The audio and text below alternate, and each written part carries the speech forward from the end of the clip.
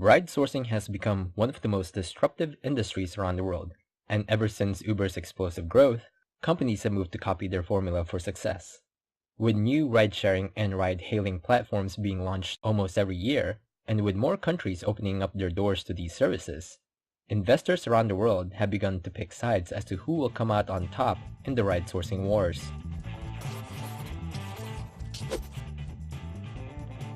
While Uber has dominated the landscape of the ride-sourcing market globally, the true victor of the ride-sourcing wars isn't Uber or Grab or Taxify or even Didi.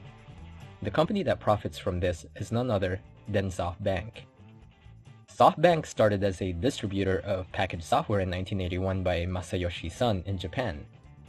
While he was an undergrad at UC Berkeley, Son made his first millions importing Pac-Man and Space Invaders arcade machines to the US.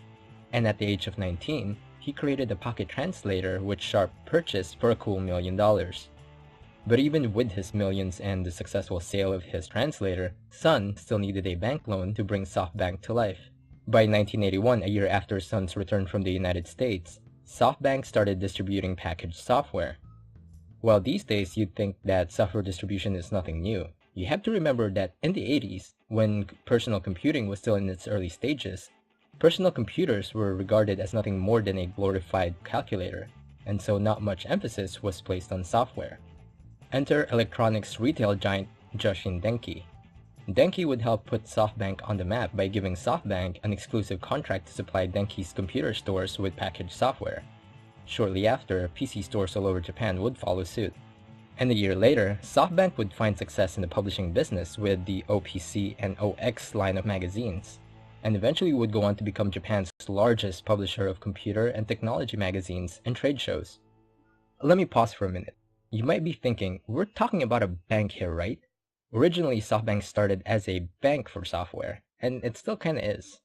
On top of that, Softbank has subsidiaries that deal with the telecom sector, but that will become increasingly important after the dot-com bubble. When the company went public during the early stages of the dot-com bubble, it immediately started shopping for companies around the world, most notably Yahoo. And laugh all you want now, but in the 90s, Yahoo was the most popular search engine in the world, and it only made sense that Softbank would approach them. And with Softbank snapping up the most lucrative internet companies and some of the internet's worst, its value skyrocketed to $180 billion during the boom. By 2000, after Softbank's transformation into a holding company, it made its most successful investment ever, a little company at the time called Alibaba. And their $20 million investment in 2000 would balloon to $60 billion by 2014. But let's not get ahead of ourselves, because by 2004 all of that would come crashing down. The burst of the dot-com bubble wiped out 98% of the company's value almost overnight, with Sun personally losing $70 billion, the most money anyone has ever lost in history. With the burst wiping out a lot of internet companies at the time, you'd expect Softbank to never recover from such a loss, right? The dot-com burst would see Softbank retreat back to Japan, but thanks to Yahoo Japan's popularity, as well as its telecoms arm keeping it afloat, Softbank made a slow but painful recovery, eventually becoming the third largest mobile internet provider in Japan. On top of that, they became the exclusive carrier for the iPhone in 2008, and we all know what happened with the iPhone. And this gave Softbank its much-needed foothold in the Japanese phone market. The early 2010s would see Softbank re-enter the global market with its acquisition of Sprint, Supercell, and Drama Fever. And by 2015, Softbank would see its first venture into ride sourcing with a joint investment with Didi Kuadi and China's sovereign wealth fund in Asia's rideshare platform, Grab. And in 2016, Softbank would invest in the Chinese ride-sharing giant Didi Chuxing, and towards the tail end of 2016 up till now, Softbank would expand its stake in these companies. Okay, so most people would give the ride sourcing crown to Uber or even to Didi, but the reach that Softbank has in the ride sourcing industry far surpasses Uber or Didi. I mean, just take a look at this. That's almost every major ride sourcing platform in the world. That gives Softbank access to markets in 6 continents: Uber worldwide, Didi in China, Grab and Ola in Asia's largest markets, Careem in the Middle East, 99 in South America, Taxify in Europe and Africa, Uber, Didi, Ola, and Taxify in Australia. And this has raised some serious issues regarding the monopoly Softbank has in some of its markets. With massive investments in the largest ride-sourcing companies in the world, Softbank has effectively blurred the line between the competitors. And thanks to this maneuvering, Softbank has in effect split the ride-sourcing world into two, those backed by Softbank and everyone else. While Softbank has calmed the raging storm of the global ride-sharing price wars, it's made it possible for former competitors to collude into leaving each other's markets, like when Uber and Didi colluded to have Uber leave Didi's market of China. And about a year ago, Grab and Uber were directly competing with each other in Asia.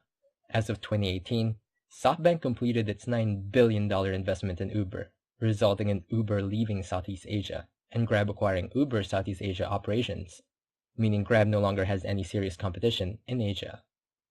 Or when Uber recently partnered with SoftBank's latest purchase, the car-sharing company GetAround, to provide rental cars to Uber drivers in some of Uber's markets.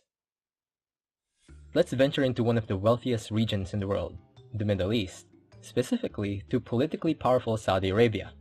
Saudi and its neighbors have been known to amass a large amount of wealth thanks to the large oil reserves the country is sitting on, so it's only natural for investors around the world to visit the Middle East when trying to raise capital. Enter Crown Prince Mohammed bin Salman, or MBS, and his wave of reforms would see Saudi Arabia slowly exit its dependence on oil, and Sun's vision fund couldn't have been more well-timed. MBS was looking for a way out of oil, and Sun needed $800 billion to take on Silicon Valley. This friendship would provide SoftBank's vision fund with a lump sum of $45 billion, and MBS would also galvanize the other Gulf states like Bahrain and Abu Dhabi into investing into the fund. The lump sum MBS provided also galvanized investors and banks from around the world, along with tech giants like Apple and Qualcomm, as well as car manufacturer Daimler, creating the largest investment fund in history, with one goal: to take over Silicon Valley. On the downside, this has driven valuations up, which may give rise to another tech bubble if there isn't already one. Even more disturbing and could potentially kill the vision fund altogether is how it's mostly owned by the Saudis. The recent assassination of renowned Saudi critic and journalist Jamal Khashoggi by Saudi operatives has caused SoftBank's value to tumble, and has companies and investors worried.